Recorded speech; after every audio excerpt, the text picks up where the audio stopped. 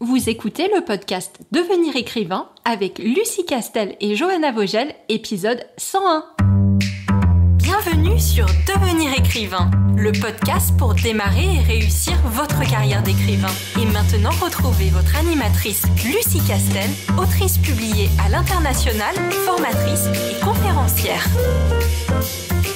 Bonjour, bienvenue pour un nouvel épisode de Devenir écrivain. Si vous avez écouté notre épisode de la semaine dernière, l'épisode 100, vous savez que Lucie et moi vous retrouvions toutes les deux, une fois n'est pas coutume, pour vous parler d'un certain nombre de points qui nous ont un petit peu interpellés, nous ont marqués parmi les problématiques et les problèmes abordés avec nos élèves dans le cadre de la formation Devenir écrivain, projet best-seller.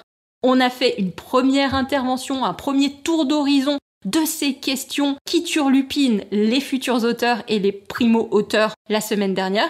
Et on n'est pas arrivé au bout de tout ce qu'on avait à vous dire, parce qu'on en avait pas mal de choses à vous dire. On voulait en plus, comme c'était la 100e, faire un peu le tour d'horizon de là où on en était, avec le podcast Devenir écrivain, avec le projet Licard d'une façon générale. Et on n'a même pas réussi à arriver à vous dire tout ça, à enchaîner sur nos petites anecdotes de comment ça se passait pour nous avec le projet Licard. Donc on s'est dit qu'on allait toutes les deux vous retrouver pour cet épisode 100e bis.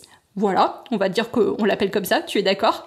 Je suis d'accord, je voudrais juste traduire une chose. En fait, Johanna nous a coupé la chic la dernière fois, je tiens à le dire, parce qu'elle avait l'œil sur le compteur. Donc voilà, je tenais à cette précision. J'ai fait preuve d'autorité et de leadership, pardon, c'est ce qu'on dit de nos gens. J'ai fait preuve de leadership et donc j'ai choisi de manière unilatérale de couper le podcast de la semaine dernière pour vous retrouver cette fois-ci. Donc, oui, le leadership à la Poutine, quoi. Un leadership un peu coloré et rouge. On appelle ça la dictature éclairée. Moi, je trouve que c'est pas mal. Voilà, je trouve que ça me convient bien. Et du coup, pour ceux qui n'ont pas pu écouter ou qui nous découvrent aussi avec cet épisode-là, bienvenue à vous. Si vous voulez devenir écrivain, vous êtes au bon endroit. Nous allons évoquer à peu près 5 points qui nous restaient à évoquer, qui concernent les écrivains et de savoir un petit peu leurs problématiques, comme on vous disait, des petites choses qui peuvent les ralentir dans leur écriture ou en tout cas les interpeller. Et Lucie, je te donne la parole pour que tu commences. Bien, chef. Alors, moi je vais aborder plus particulièrement des thématiques récurrentes chez nos élèves, à peu près maintenant plus de 200 élèves depuis 1 an et demi d'existence, donc ça nous donne une bonne idée des statistiques sur les questions qui interviennent le plus souvent. Donc des questions qui sont beaucoup plus liées aux techniques d'écriture quand Johanna va aborder le pendant un peu plus accompagnement et développement personnel de l'auteur.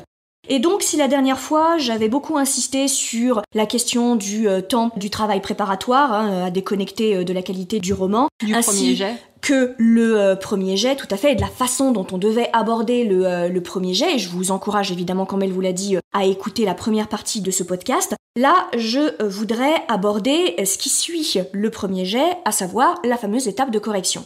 Et donc, sur le premier jet, si vous devez être dans l'énergie et la spontanéité de l'écriture, et qu'il ne faut pas trop réfléchir au moment de l'écriture du premier jet, la réflexion vous l'avez eue lors du travail préparatoire, d'où encore une fois son importance, est-ce que tu penses que c'est assez subtil comme rappel ? Je pense que tout le monde a compris que tu écris, tu fais un plan, voilà. Voilà, mais même léger, je suis pas regardante, même un tout petit plan, même un plan nounet, ça fera l'affaire, mais un petit plan. La phase de correction, c'est elle qui va vous permettre d'appliquer tout ce que vous aurez intégré et appris en termes d'écriture, à savoir les règles stylistiques, les règles de grammaire, le positionnement des points de vue, des timelines dont je vais parler un petit peu après. Voilà, toute la technicité du travail de l'écriture professionnelle intervient au moment de la correction. Et vraiment, pour qu'une correction, elle soit réussie, je l'ai déjà dit, mais je le répète, c'est comme le travail préparatoire et le plan, il faut vraiment faire une coupure entre l'écriture du premier jet et la première fois que vous allez relire pour corriger votre roman. Vraiment, c'est une question neurologique, il faut couper le travail de l'écriture pour déshabituer le cerveau à la lecture et à la compréhension et à l'analyse du texte que vous venez d'écrire, qui fait qu'au bout d'un moment, le cerveau, en réalité, ne lit pas ce que vous avez écrit, mais se remémore ce qu'il a écrit. Et donc c'est la raison pour laquelle vous ne voyez plus les fautes, vous ne voyez plus les incohérences, vous ne voyez plus les problématiques de logique, vous ne voyez plus les adverbes, vous ne voyez plus les répétitions, etc. Donc vraiment, c'est totalement contre-productif de faire une correction, de relire et de corriger son roman tout de suite après avoir fini l'écriture du premier jet. Et là, pour travailler beaucoup avec des correcteurs et des éditeurs qui ont été eux aussi correcteurs et qui corrigent toujours, c'est une règle de base. Il faut vraiment faire cette coupure-là et les correcteurs le font eux aussi. C'est-à-dire qu'entre leurs différentes lectures et corrections d'un même manuscrit, ils opèrent des ruptures. Et alors, la fameuse question qu'on me pose systématiquement, donc je vais donner la réponse. Combien de temps est-ce que je dois attendre avant de me mettre à corriger mon manuscrit ? Il y a une règle, là aussi, c'est de la neurologie. Il y a une règle, c'est celle des 21 jours. Pour complètement vider le cerveau de la tâche qu'il vient d'effectuer pendant plusieurs semaines, c'est 21 jours au minimum. Donc, 3 semaines. Vous comptez à peu près 3 semaines, un minimum. Et vous faites cette coupure pendant 3 semaines. Et pendant ces 3 semaines, rien ne vous empêche de commencer à réfléchir à un autre roman. C'est tout à fait possible, l'essentiel étant que vous devez couper le travail intellectuel en rapport avec le manuscrit que vous allez corriger. Ça, c'est une chose. Et ensuite, je vous recommande de faire plusieurs types de corrections et donc de relecture. Une première relecture qui va poursuivre un objectif, et c'est vous qui fixez cet objectif-là. Par exemple, la première relecture pourrait être une relecture très mécanique qui viserait à éradiquer les problèmes de phrases, de lourdeur, de syntaxe, d'orthographe, de conjugaison par exemple, de concordance des temps, d'adverbes, de répétition. Voilà, c'est quelque chose de très correction formelle. Et en même temps que vous faites cette correction-là, vous prenez tout un tas de notes sur des ralentissements d'action, sur des problématiques de personnages, sur des punchlines qui font un petit peu plus musclés, etc. Donc vous prenez des notes. Ensuite, vous faites une deuxième relecture, et cette deuxième relecture, elle est beaucoup plus axée sur la structure, à savoir le fond du roman. La question est, est-ce que je génère suffisamment d'émotions ? Est-ce que ma tension dramatique, elle est bien amenée ? Est-ce que mes personnages évoluent ? Est-ce que les punchlines, quand je les lis à voix haute, est-ce que ça fonctionne ? Etc. Voilà. Et enfin, une troisième correction, qui est une correction et une relecture que j'appelle de lecteur. Je vous encourage soit à imprimer votre manuscrit, soit à le charger sur votre liseuse et de vous comporter comme un lecteur. C'est-à-dire de lire de façon complètement fluide. Si vous voyez des petites coquilles ou des choses qui vous interpellent, vous les notez, mais vous lisez exactement comme un lecteur pour voir ce que ça produit en vous. Vraiment, j'irai pas au-delà de 3 relectures avant de le donner à une tierce personne, comme un bêta-lecteur ou comme un correcteur professionnel, parce que au bout de 3 corrections, de nouveau, votre cerveau n'arrive plus à être objectif sur les erreurs, les problèmes de correction, les problèmes de logique, etc. Donc un chat vient de monter sur la table, donc ça va être un peu chaud. Donc non, c'est mon verre. Attends, tu ne bois pas du coca, c'est pas pour les chats. Voilà, une petite pensée pour le monteur Steve, qui est un ancien de l'ICAR, qui va donc éradiquer les miaulements que l'on entend en fond. Si vous me suivez sur Instagram, vous savez que je suis un peu débordée par mes chats. Bref, donc pas au-delà de 3 corrections, parce que là aussi, quand on surmultiplie les corrections, d'abord, c'est une autre façon, mais Johanna en parlera mieux que moi, c'est une autre façon de faire vivre sa peur de c'est pas assez bon, c'est toujours perfectible, je peux encore faire mieux, etc., etc. Et puis aussi parce que si vous mettez trop de temps dans votre correction, votre plume va évoluer, votre envie va évoluer, votre style va évoluer, et on va de plus en plus voir les raccords et les modifications que vous faites dans votre roman. Donc moi, quand j'entends parfois certains auteurs qui me disent qu'ils corrigent leur roman depuis 1 an, 2 ans, c'est une catastrophe au niveau de la stylistique. Parce que en 2 ans, vous évoluez forcément. Et tous les raccords, les modifications que vous allez faire dans votre roman, on va voir les coutures. Vraiment. Donc à un moment, il faut vous dire 3 corrections, la plus complète possible, avec à chaque fois une stratégie de correction, c'est suffisant. Après, encore une fois, votre livre, il n'a pas à être parfait. D'abord parce que la perfection ne veut rien dire. Je vous renvoie au précédent podcast, au précédent épisode. Ça ne veut rien dire. Et là, vous allez, si possible, si vous en avez la possibilité, avoir recours à un bêta-lecteur pour avoir des impressions de lecteur. Et après, vous lancez, vous envoyez votre manuscrit à un éditeur. Si je peux faire 2 petites remarques complémentaires, toujours sur le travail de correction. La première, c'est, comme vous a dit Lucie, où vous prenez des notes et quelque part vous êtes analytique en fait, vous allez faire 3 corrections avec 3 objectifs différents.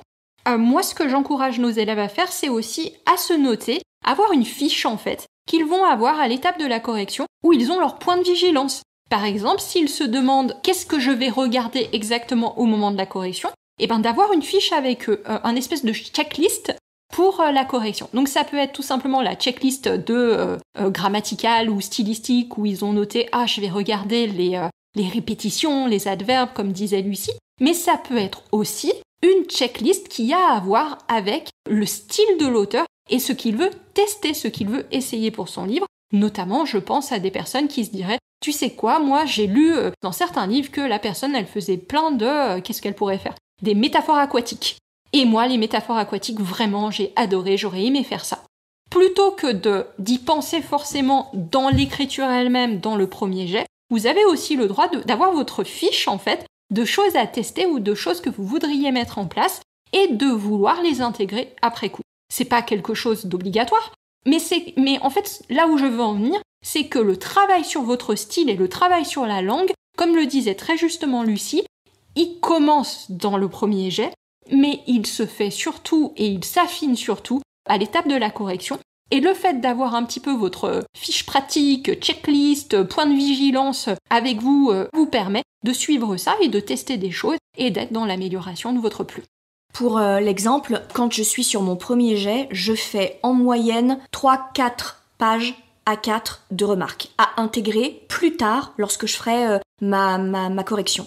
Et que je ne fais pas pendant le premier jet parce que c'est pas le but du premier jet. Et je peaufine cette liste quand je fais ma première relecture de correction où je ne touche pas tout, je m'attache essentiellement à la stylistique du coup et la narration.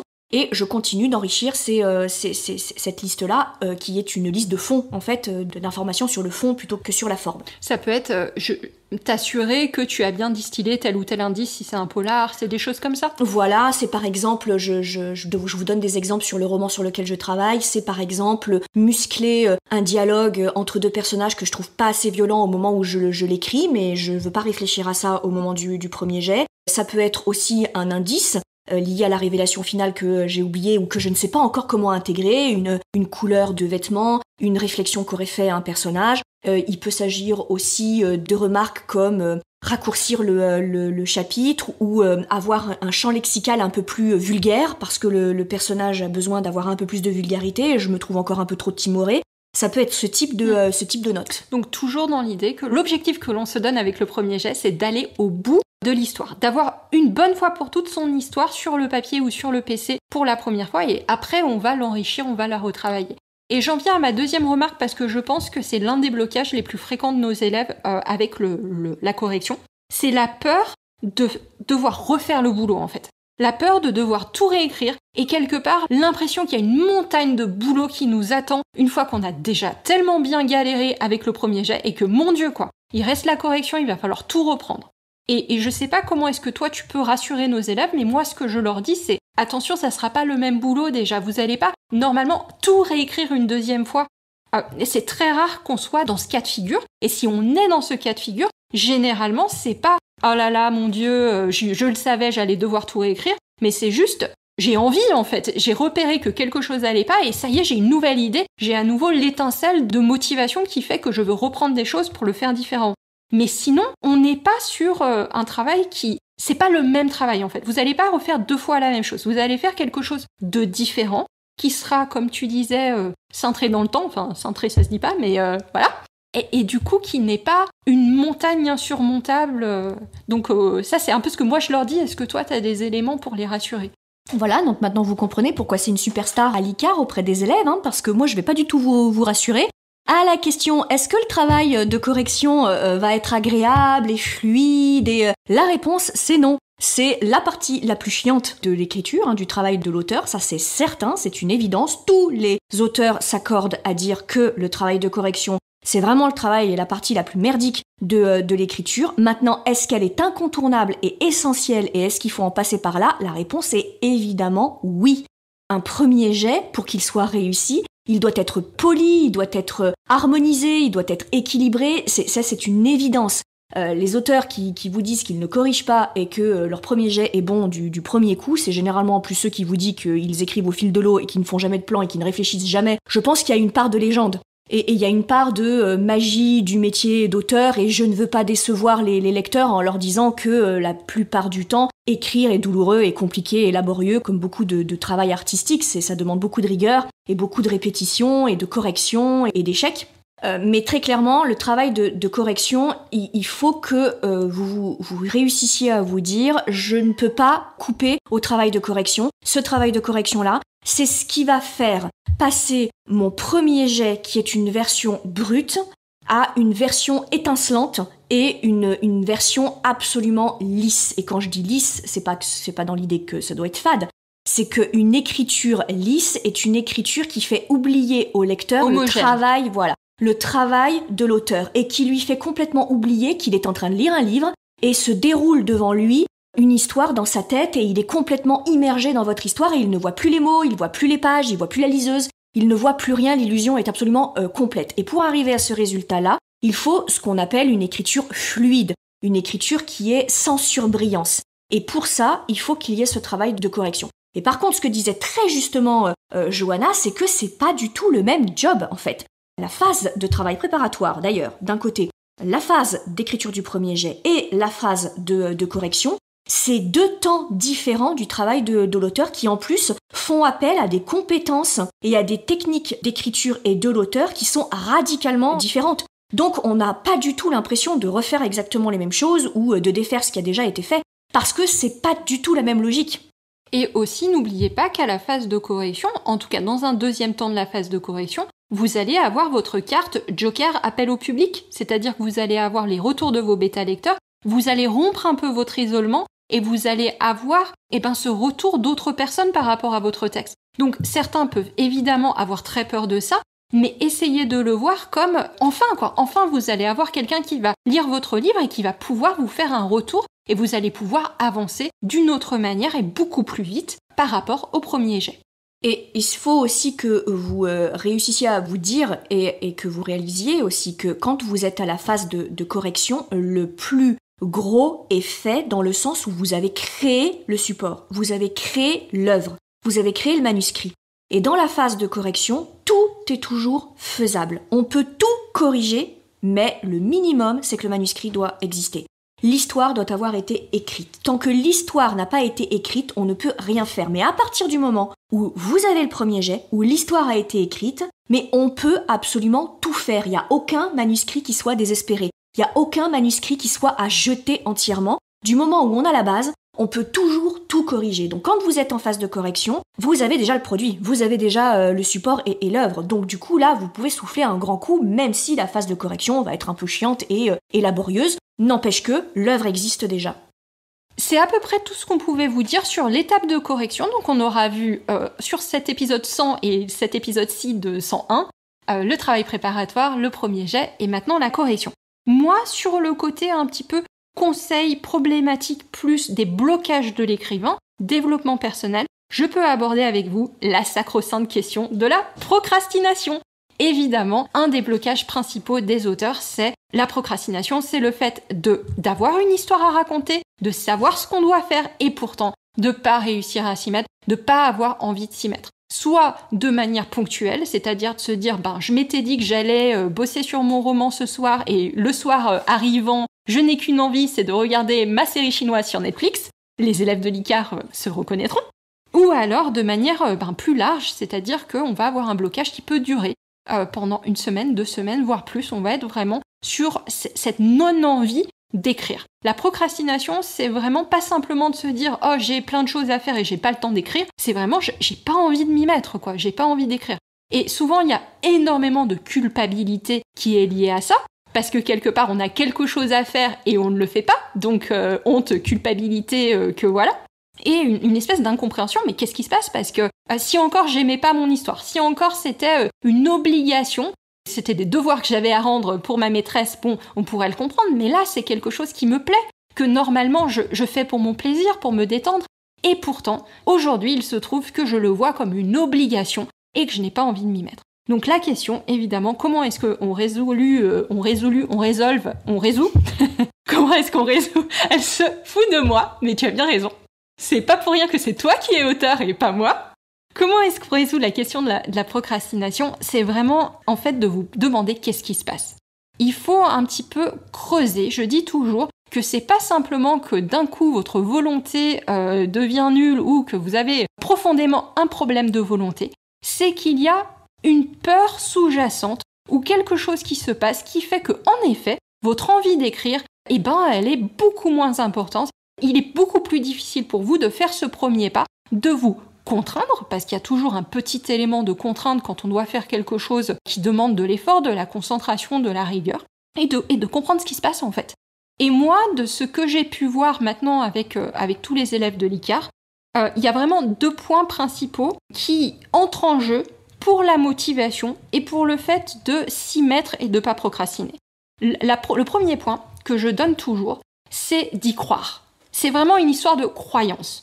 Pour faire écho, peut-être ceux qui aiment le développement personnel et qui connaissent le principe des croyances limitantes, il y a l'idée qu'à un moment, si vous avez l'impression que ça ne sert à rien que de vous lancer dans votre projet, pour X raisons, à vous de me trouver pourquoi ça servirait à rien, peut-être parce que ce qu'on s'est dit à l'épisode dernier, vous avez l'impression que de toute façon, ce n'est pas assez bon, que de toute façon, jamais vous allez décrocher un contrat d'édition, parce que c'est bien connu maintenant, plus personne ne décroche des contrats d'édition, il y a trop de personnes sur le marché, il y a trop de concurrence, etc. Peut-être que vous avez l'impression que votre idée n'est pas assez originale, que votre roman, c'est du vu et du déjà vu. Bref, toutes ces raisons-là qui vous font dire à un moment donné, mais à quoi bon ? À quoi bon? Ça sert à rien, de toute façon, ça sert à rien. Et je vous garantis, parce que vous êtes un humain normalement constitué, si ça sert à rien, vous aurez pas envie de mettre de l'énergie en fait pour ça. Vous allez pas avoir envie de vous mettre devant votre PC alors que Netflix ou YouTube vous appelle désespérément en vous disant que c'est l'épisode 36 de votre série chinoise en costume. Oui, il y a Disney+ aussi. Le fait est que toutes ces plateformes de streaming démoniaques et diaboliques qui... inventées par Satan. Toutes ces plateformes diaboliques qui sont là pour que les auteurs, jeunes ou moins jeunes, n'aillent pas au bout de leur projet d'écriture. Évidemment que si vous avez en vous cette non-croyance, je pense que vraiment, je ne sais pas si c'est le mot le plus juste en français, en anglais on parle de belief et c'est peut-être plus parlant pour ceux qui parlent l'anglais, mais c'est cette idée que votre cerveau, il fonctionne avec le principe de conservation de l'énergie. Il n'aime pas faire des efforts pour rien, votre cerveau. Et si, au fond de vous, vous lui dites ou vous êtes nourri d'une croyance qui fait que ça sert à rien et c'est faire des efforts pour rien, évidemment que vous n'aurez pas envie de le faire, que vous ne trouverez pas le désir et la motivation. Pour générer le désir à un moment, il faut y croire. Il faut que vous ayez cette étincelle de positivité qui vous dit, tu sais quoi, ça vaut le coup. Ah, cette histoire, franchement, elle me fait envie. Ça vaut le coup que je fasse tous ces efforts. Voilà, ça c'est vraiment un point essentiel qui marche non seulement pour l'écriture, mais en plus vous allez voir qu'il va vous servir pour tout projet en fait. Tout projet qui vous demande un petit peu de rigueur, un petit peu d'organisation, un petit peu de sueur. Et par exemple, moi je pense tout simplement au fait de créer l'ICAR. Nous, on est avec Lucie, alors elle, non seulement sur son projet d'écrivain, de tous ces livres, tous ces romans que tu nous écris, mais aussi sur ce projet de monter cet organisme de formation qu'est l'ICAR. Et à chaque fois, c'est l'exemple que je donne à nos élèves, outre mes propres projets d'écriture, à chaque fois que j'arrive pas à me mettre sur l'ICAR, sur un des choses que j'ai à faire pour l'organisme de formation, je sais que c'est un problème de croyance. J'ai l'impression que ce que je fais, ça sert à rien, ou que de toute façon, il y a quelque chose peut-être de mieux à faire, ou mon temps serait mieux utilisé. Si j'ai cette croyance, évidemment, je n'arriverai pas au bout. Donc ça, c'était la première partie de la réponse. Et la deuxième partie qui va avec, parce que c'est le miroir de ça, votre cerveau, il veut éviter de faire des trucs qui servent à rien, la conservation de l'énergie, il recherche le plaisir, et évidemment, en miroir, il va rejeter la douleur. Il est pas fou, votre cerveau. Vous pouvez, dans d'autres circonstances, être un peu maso, mais je vous garantis que la plupart du temps, quand il s'agit de faire des choses qui risquent de vous mettre en péril, d'une façon ou d'une autre, qui risquent de vous mettre dans la douleur, vous n'allez pas avoir envie de les faire, vous allez freiner des cas de fer. Et justement, si vous me voyez le roman comme une espèce de montagne, un Everest insurmontable de difficultés, parce que vous avez l'impression que c'est une tâche énorme en termes de concentration, de choses à trouver, de douleurs possibles, parce que imaginez que personne n'aime votre livre, qu'on vous rejette, que vous ne trouverez jamais un éditeur ou qui vous dise que c'est pourri, évidemment que vous n'aurez pas envie. Donc il va falloir à un moment, si vous voulez vaincre la procrastination, arriver à dédramatiser la douleur associée à votre projet de roman. Il va falloir vous dire, tu sais quoi en fait, c'est tout à fait possible pour moi de le faire, ça ne va pas être insurmontable, ça ne va pas être un Everest. Alors évidemment pour ça, on va avoir un certain nombre d'outils, comme créer de la clarté sur son projet, parce que plus ça va être flou, plus ça va être le roman. Là, vous voyez le truc en capital, le roman, je sais pas, imaginez le blob qui descend la montagne. Si c'est ça, évidemment que ça va être plus difficile que si vous avez scindé votre projet en plein de petites étapes, que vous m'avez fait des petits bouts de projet qui vous paraissent beaucoup plus abordables, beaucoup plus petites, et vous vous dites, tu sais quoi, si ce n'est que ça, si ce n'est que ce petit bout à faire aujourd'hui, bon, c'est bon, je vois ce que c'est, je pense que je peux le faire sans avoir trop de problèmes. Voilà, donc cette idée de clarté, de pas être dans la confusion, elle est vraiment très importante, et plus globalement, de vous détendre, de vous dire que ne vous inquiétez pas. Oui, ça va vous demander un petit peu de rigueur, oui, ça va vous demander parfois d'être dans l'inconfort, mais je vous promets que c'est des choses que vous êtes en capacité de faire, c'est possible pour vous et c'est possible pour vous d'y arriver. Alors du coup, moi, mon prochain conseil, il va être tout pourri à côté de la vision de ton blob qui descend la montagne. Hein. Donc voilà, c'est tout ce que j'ai à dire. Quand tu prévois des effets spéciaux, tu me préviens un peu avant, que j'ai pas l'air trop gourde et que j'en ai moi aussi des effets spéciaux. Alors moi c'est sans transition parce que c'est pas trop lié à ce qui vient d'être dit, mais parmi les questions les plus récurrentes, les angoisses les plus importantes qui circulent dans les promos de l'ICAR, je vais les traiter toutes les deux en même temps parce que c'est un peu la même réponse pour le coup. C'est la fameuse question des timelines et des différents points de vue. Alors, je suis assez... c'est quelque chose qui m'a souvent surprise au tout début de l'ICAR. Je pensais pas que ces questions-là pouvaient à ce point paralyser certains auteurs, et de nombreux auteurs, à savoir comment est-ce que j'aborde les points de vue, est-ce qu'il y a une bonne façon de faire, une mauvaise façon de faire, une façon d'employer les différents points de vue, et c'est la même chose pour les timelines. Est-ce qu'on a le droit de tout faire dans les timelines? Comment est-ce qu'on les introduit? Comment on les imbrique? Est-ce qu'il y a un secret ou des règles absolues, comme celle sur la concordance des temps, par exemple? Et donc, ma réponse va être la même pour la problématique des timelines et celle des points de vue, c'est que il n'y a pas de bonne ou de mauvaise façon de faire. Et je sais que l'imprécision, entre guillemets, et le champ des possibles peut provoquer des angoisses chez les auteurs, hein, parce que trop d'options et trop de champ des possibles peut paralyser, mais la vérité, elle est là.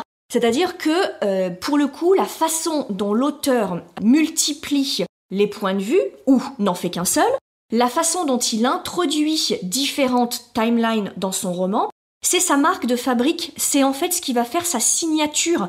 Personne ne peut lui dire « ton roman là que tu es en train de m'expliquer, dont j'ai lu le pitch, etc. » Tu devrais l'écrire avec 3 timelines, une première sur les 4 premiers chapitres et puis une deuxième sur tout le reste du roman, ou alors tu alternes un chapitre, un temps, et un autre chapitre, une autre époque, ou ton histoire telle que tu me l'as décrit, ce serait bien que tu fasses une alternance de points de vue, voire même que tu en fasses 3 ou 4 ou 5.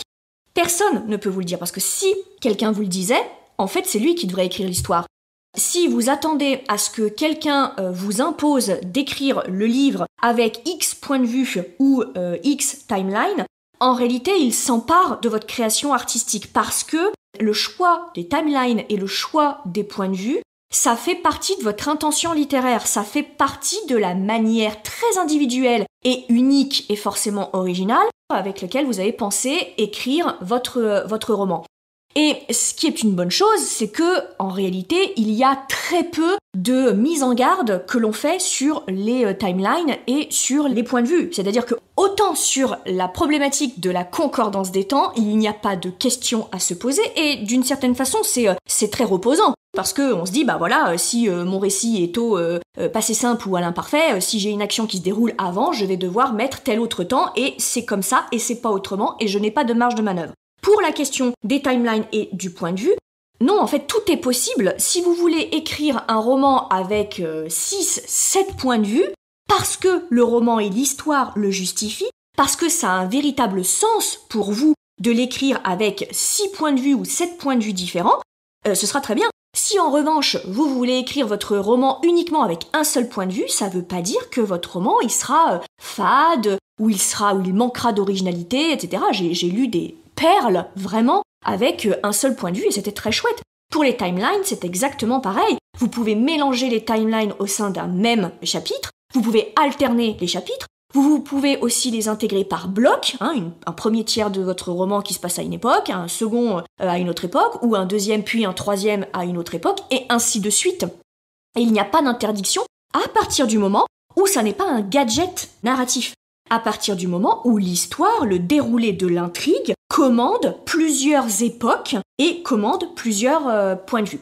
Et puis, mon dernier conseil qui vaut pour les deux, c'est que en cas de doute, quand vous ne savez pas trop quel point de vue utiliser, ni quelle timeline, ayez toujours le recours de lire des romans qui, eux, ont eu recours à différentes timelines et à différents points de vue et qui ont été salués quasi unanimement par la critique pour la réussite de l'équilibre du roman. Et je vais vous donner 2 références que j'ai déjà données, mais qui pour moi sont vraiment des exemples types de réussite et de timeline, d'imbrication de timeline et de point de vue.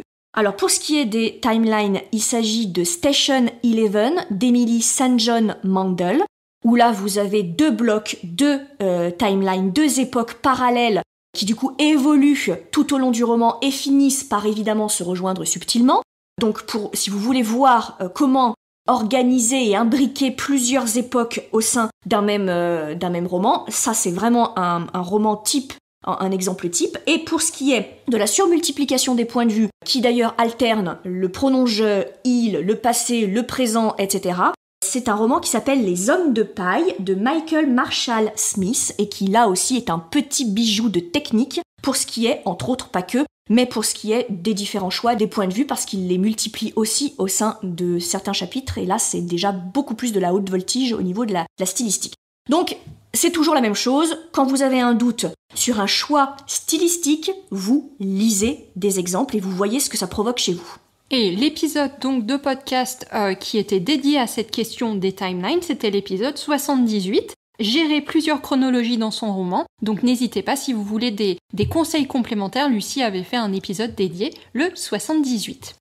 Est-ce que tu avais un autre point à évoquer ? Non, moi j'ai terminé mes points. Écoute, moi j'ai terminé aussi mes points, il y avait une autre petite question qui m'avait interpellée, mais tu sais quoi, on en parlera une prochaine fois. Parce que je voudrais vraiment que, on aille au bout de ce qu'on avait dit et qu'on fasse un peu notre bilan de 2 années de podcast et de pratiquement 2 années de formation devenir écrivain projet best-seller. On l'a pas fait à l'épisode dernier qui était le 100 parce qu'on sait pas gérer le temps, voilà, hein.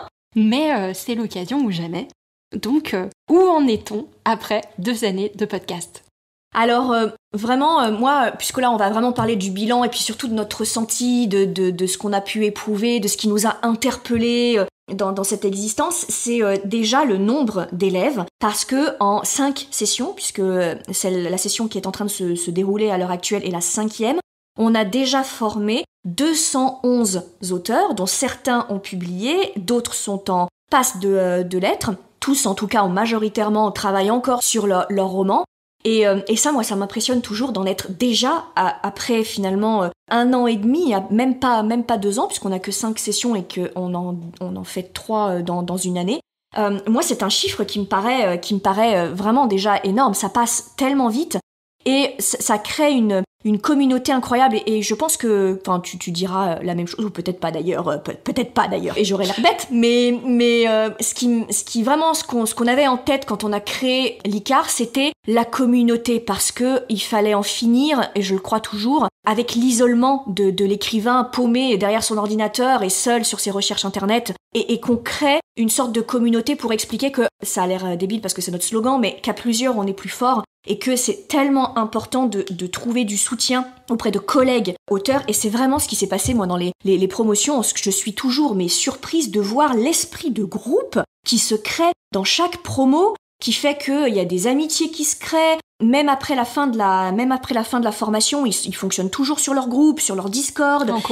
En coworking, ils fonctionnent encore et ils font des projets. Certains ont fait un recueil de nouvelles. Ils sont en train d'ailleurs de préparer le 2e volume de recueil de nouvelles. Ça c'est Pour moi, c'est incroyable. Et quand on fait des conférences régulières et des ateliers dirigés durant la formation, donc là, ponctuellement, on voit la promotion soit dans son intégralité, soit en sous-groupe, et on voit à quel point il y a une complicité entre les élèves qui nous échappe parce qu'on n'est pas avec eux sur leur Discord et sur leur coworking, bien entendu.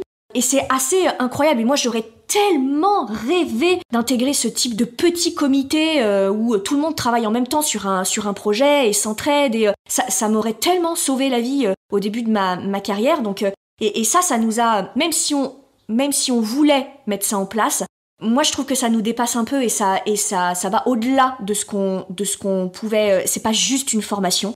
C'est quelque chose en plus, en fait. Tout à fait. Et j'allais rebondir justement sur ce slogan, cette phrase que tu as redonnée, qui est « à plusieurs, on est plus fort ». Et je me souviens qu'au départ, quand on l'utilisait, les gens, ils levaient un peu les yeux au ciel, quoi. Parce que c'est bon, allez, D'Artagnan, tout va bien, tous pour un pour tous. Ouais, vous êtes mignonne, quoi. Oui, vous êtes mignonne. Et en fait, on y croit vraiment. C'est-à-dire que on ne va jamais aussi loin que quand on est à plusieurs. Et toi comme moi, on a un background un peu des concours, des classes prépa, des concours de la fonction publique. Et je dis pas ça pour nous la péter sur les podcasts, mais simplement parce qu'on sait que en fait, c'est le travail de groupe qui te permet d'aller plus loin et de te dépasser et d'arriver à avoir des résultats que tu n'aurais pas eu tout seul.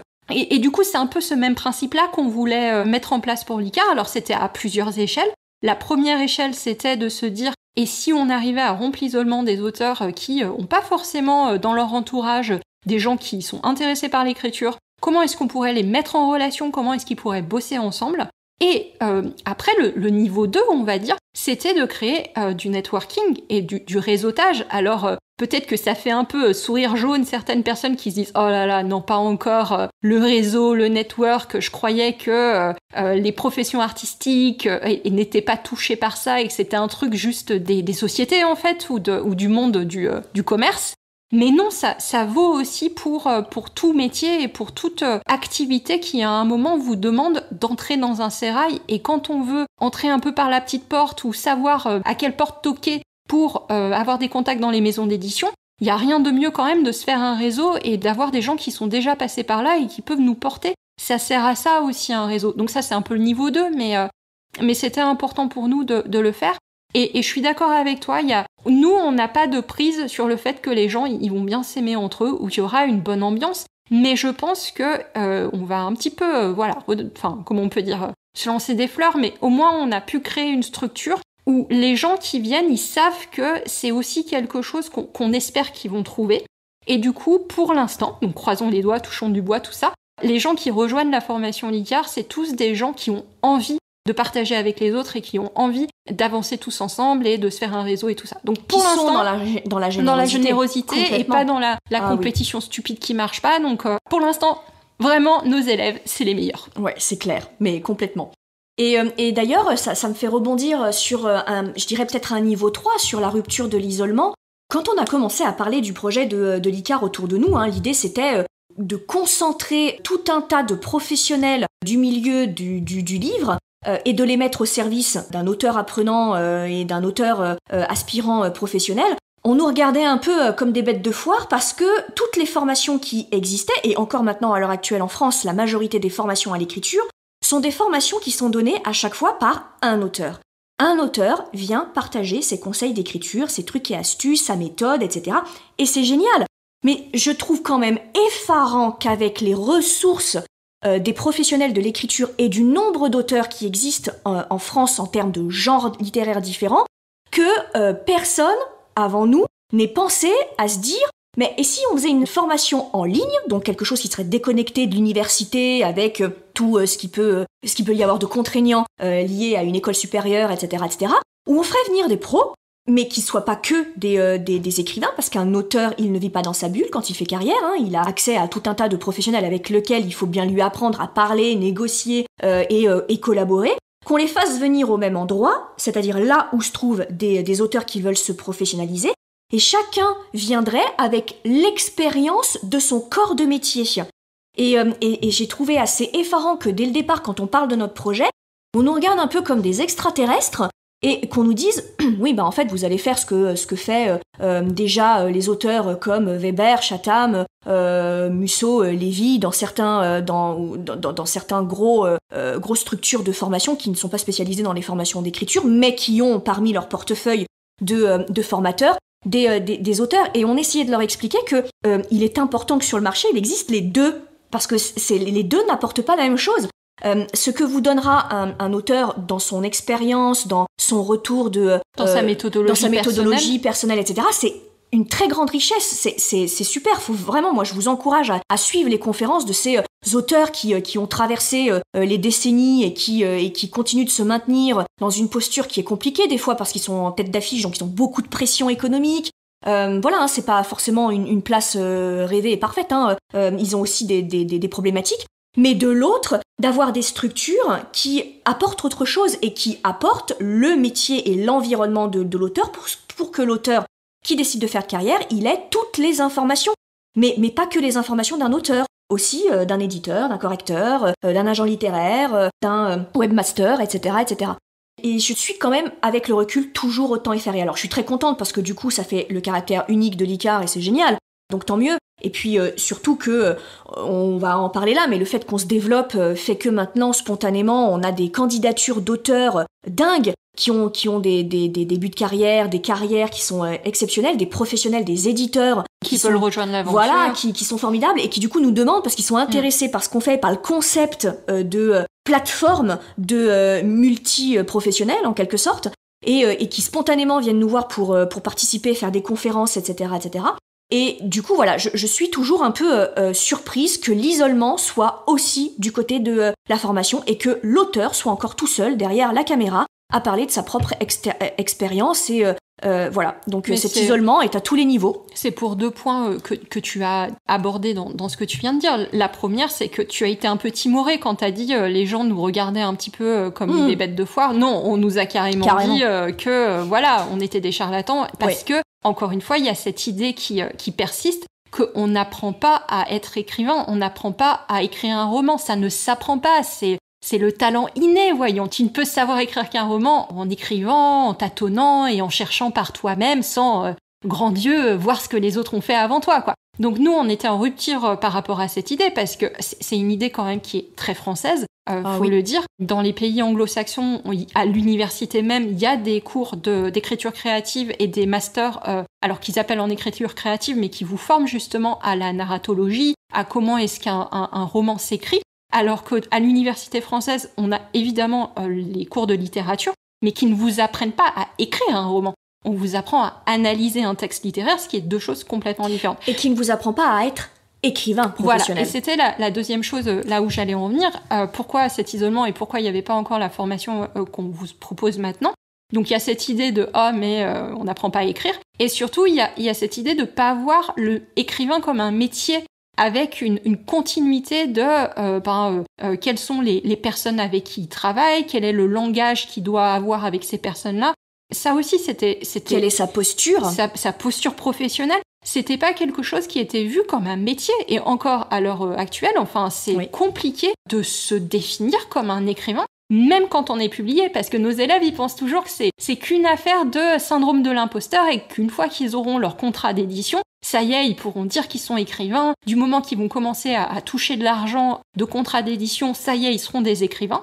Mais je vais te faire donner une anecdote que tu m'as racontée il y a quelques jours. Je sais pas si tu vas t'en rappeler. Tu sais, quand tu es allé voir un médecin qui t'a demandé ce que tu faisais dans la vie. Et justement, tu vas le dire mieux que moi, mais tu lui as dit que t'étais écrivain et t'as encore eu un pauvre regard de « oui, mais encore madame, mais encore ma petite dame ». C'est ça, exactement. Vraiment, quand il m'a demandé ma profession pour remplir tout bêtement sa fiche d'enregistrement, pour le coup, et que je lui ai dit « je suis écrivain », vraiment, il m'a regardé en attente d'une précision, comme si écrivain n'était pas un vrai métier en tant que tel. Ça pouvait pas être une occupation principale. Forcément, c'était un hobby. Donc voilà, c'était un hobby important, du coup, je le disais, mais il s'attendait à ce que je lui donne autre chose. Ah bah oui, mais finalement, je suis aussi plombier, et puis coiffeur, mais oui, et c'était quelqu'un qui devait avoir à peu près, peut-être à peine 40 ans, donc c'est pas non plus La vieille génération. Non, la vieille génération, voilà, avec tous les clichés que certains peuvent drainer, etc. C'était quelqu'un qui voilà, était habitué à la surmédiatisation des auteurs, à leur mise en avant, à ce que peut faire un auteur quand il commence à avoir un peu de notoriété, etc. Donc et ça m'a surprise parce que comme tu le dis, c'était il y a pas 3 siècles, hein, donc voilà, et encore. Donc oui, il y a cette problématique, et puis surtout, je pense qu'il y a dans le débat, il y a un vrai problème de compréhension, à mon avis, de la plupart des personnes qui disent on ne peut pas apprendre à écrire. En fait, ils mélangent un peu tout, ils mélangent 2 choses. Apprendre à écrire et apprendre à écrire comme soi-même. C'est sûr qu'aucune méthode d'écriture vous apprendra à écrire comme vous-même. On n'apprend pas à écrire comme Stephen King. Stephen King n'a pas appris à écrire comme Stephen King. J.K. Rowling n'a pas appris à écrire comme J.K. Rowling. Ça, effectivement, non, ça on ne pourra jamais apprendre à quelqu'un. On peut pas apprendre son style à quelqu'un. Voilà, on peut pas apprendre son style à quelqu'un parce que le style d'une personne se crée au fur et à mesure de son expérience d'écriture, et c'est le produit de sa vision du monde, de ses émotions, de son vécu, de son passé, de son présent, de ses aspirations, et tout ça se passe dans l'intérieur de l'être humain et de l'auteur, et ça, personne peut ouvrir la tête d'un auteur en 2 et lui insuffler un style et une écriture. Ou tout simplement une histoire. On ne peut pas écrire une histoire à la place de quelqu'un d'autre. Enfin, on peut pas trouver les thèmes qui vous obsèdent, on peut pas trouver les figures ça, on peut pas vous l'apprendre. Par contre, vous apprendre à écrire des pivots, à écrire un incipit, à écrire une bonne conclusion, à doser le suspense, à doser l'action, à équilibrer la narration, à équilibrer tout ça, à parler de narratologie, oui, et ça fait déjà un petit moment que les règles existent et un petit moment que des analystes l'ont fait. Tu cites très justement les États-Unis qui eux ont bien compris, mais oui, ces règles-là, elles sont connues déjà depuis un certain temps parce que des analystes se sont penchés sur la technique d'écriture. Donc je pense qu'il faut pas tout mélanger. Évidemment qu'on ne va pas vous apprendre à écrire tel que vous êtes censé écrire, ça c'est vous, à force d'écrire, à force de vous confronter à votre plume, de lire, d'intégrer tout ça, vous allez peaufiner votre plume qui vous appartiendra. Mais par contre, effectivement, on peut apprendre les techniques d'écriture, et je pense que le problème il vient de là, et les gens mélangent un peu tout. En même temps, sans faire de mauvais esprit, mais tout en le faisant un petit peu, toutes les personnes qui nous ont fait cette réflexion-là, comme par hasard, étaient des personnes qui n'avaient jamais été au bout de leur projet d'écriture. Aucun auteur qui a transpiré au moins une fois sur un manuscrit ne nous a dit mais on peut pas apprendre à écrire, parce que lui, par contre, a bien compris qu'il y avait 2 façons d'entendre l'écriture. Pour la petite information, j'ai un chat sur les genoux pour éviter qu'il miaule, donc voilà, je vais le câliner pour vous allez peut-être entendre le un ronron. Tout petit peu de ronron du coup. Voilà, il paraît que ça berce. C'est de ASMR ASMR, voilà. Donc tout à fait, donc vous nous direz si vous entendez le ronron du chat. Dans les choses que moi je voulais dire, bon alors ça va peut-être moins concerner tous les auditeurs du podcast, mais c'est une petite phase quand même remerciement. Si quand même, déjà, à vous tous qui nous écoutez, on veut vraiment vous remercier. On l'a pas fait dans la 100e parce que on était un petit peu prise par le temps dans la 100e. Donc c'est le moment de toutes et tous vous remercier de nous avoir suivis, que vous nous découvrez avec cet épisode ou vous soyez là depuis le début. Merci d'être avec nous, de nous faire vos retours. Je reçois et Lucie reçoit des mails de vous tous les jours avec vos questions ou tout simplement pour nous dire que vous avez été touchés par le podcast. Donc vraiment, je vous remercie. C'est le moment aussi de remercier tous nos élèves. Merci de nous avoir fait confiance. Merci, on a une pensée attendrie pour les gens peut-être des promos 1 et 2. C'est pas que les autres sont moins importants pour nous, mais qui, eux, nous ont fait confiance alors qu'on sortait de nulle part et que voilà. On n'avait pas d'antécédents. On n'avait pas d'antécédents et ils se sont dit, tu sais quoi, ces filles-là, elles ont l'air sérieuses et qu'elles peuvent... nous ont fait confiance. Elles peuvent nous apprendre quelque chose, donc merci à vous. Cette première promo, elle était un peu magique pour cette raison-là, en fait. Oui, c'est ça. Donc, vous toutes, c'était toutes des filles de la première promo. YOLO. La promo YOLO. Chez Licard, toutes nos promos, on leur fait faire un petit jeu où, en fait, on leur propose 2 à 3 noms de promos et ils choisissent, ils votent pour celui qu'ils préfèrent. Et donc, la première promo, nous ne citerons pas qui avait fait cette proposition de nom, c'était Fleur. Mais son prénom, c'est Fleur et son nom, c'est Anna. Famille, c'est Anna. Donc, une autrice de romance et de littérature féminine que vous pourrez retrouver de temps en temps.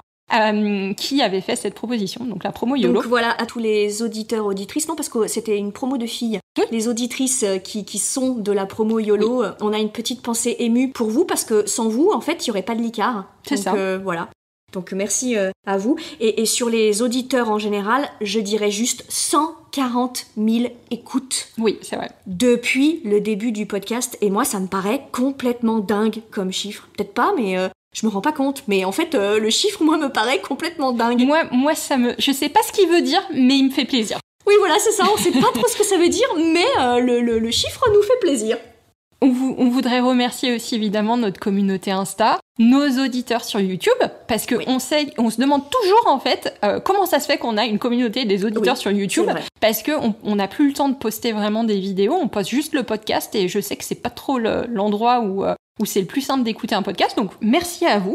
Et on va arrêter avec les remerciements. Mais juste là, tout de suite comme ça, on pensait à quelques personnes en particulier qui se reconnaîtront. Il y a Steve qui fait l'édition du podcast. Et on le remercie tellement. Je sais plus, on va dire sur les 60 premiers épisodes ou 70 premiers épisodes, c'est moi qui faisais l'édition du podcast. Et qu'est-ce que ça me prenait la tête. C'était dans les trucs que j'avais plus envie de faire et que je voulais déléguer. C'était l'édition du podcast. Et quand Steve nous a rejoints pour faire ça, vraiment, ça m'a déchargé de quelque chose. Donc merci à toi, Steve. Et une dernière chose, et après vraiment j'arrête avec les remerciements.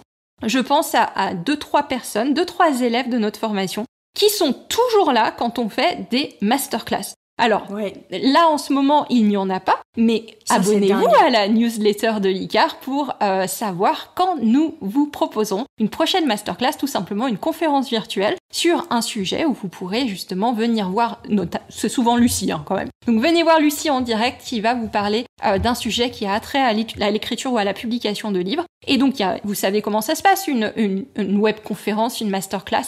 Vous avez Lucie qui vous fait la présentation, qui vous fait le show. Et vous avez un chat où vous pouvez intervenir par chat. Et systématiquement, à chaque fois qu'on fait une masterclass, on a 3-4 élèves de l'ICAR qui sont là pour... Qui connaissent déjà tout, qui connaissent des anciens de l'ICAR. Ça. Donc en fait, ils ont déjà tout le contenu, mais ils viennent quand même.